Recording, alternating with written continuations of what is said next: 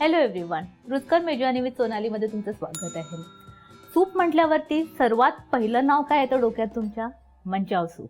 तर आज मी तुम्हाला दाखवणार आहे चिकन मंचाव सूप. सर्वात आधी आपण स्टॉक बनवायला घेऊया. त्याकरता आपल्याला लागणार आहे 2 कप पाणी.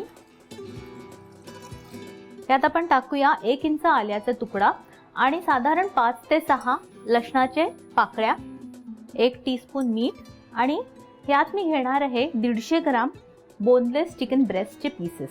हे आपल्याला साधारण 10 ते 15 मिनिटं शिजून द्यायचे आहेत, म्हणजे त्या चिकनचा जो फ्लेवर आहे तो आपल्या स्टॉक मध्ये छान येईल. चिकन आपलं शिजलं आहे, तर हे पीसेस आपण काढून घेऊया आणि हा जो स्टॉक आहे हा आपण गाळून घेऊया. आता हे चिकन जरा गार होऊन देऊया आणि मग ते आपण बारीक कापून घेऊया. चिकन आपलं थंड झालं आहे, तर आपण हे आता श्रेड करून घेऊया. हे आपले चिकन श्रेड झालेलं आहे. आता आपण सूप बनवायला घेऊया. पॅन गरम झाला आहे, त्यात आपण घालूया 2 टेबलस्पून तेल. हे चायनीज कुकिंग असताना सगळं हाय फ्लेम वरती होतं, त्यामुळे मी हे टेम्परेचर आहे इंडक्शनचे ते हाय वरती ठेवलेलं आहे. मी कोथिंबीरीचे देठ घेतलेले आहेत, हे 1 टीस्पून मी घेतले आहेत. नेक्स्ट जाणार आहे आलं 1 टेबलस्पून, 2 ते 3 टेबलस्पून लसूण बारीक चिरलेला, 3 मिरच्या बारीक चिरलेल्या, थोडंसं स्पायसी करायचं आहे. आता जाणार आहेत सगळ्या भाज्या. अर्धा कप गाजर अगदी बारीक चिरलेला आहे, अर्धा कप कोबी बारीक चिरलेला, अर्धा कप पेक्षा कमी भोपळी मिरची. हे सगळं एकत्र आपण सॉते करून घेऊया. या भाज्या आपल्याला फार शिजवायच्या नाही आहेत. तर आता आपण ह्यात घालूया सगळे सॉसेस.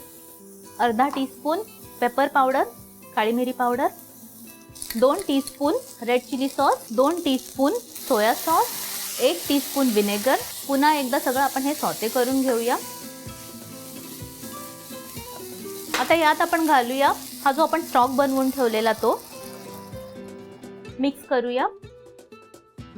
यात आणखीन थोडं पाणी लागणार आहे आपल्याला, तर आपण साधारण 1 ते 1.5 कप पाणी घालूया.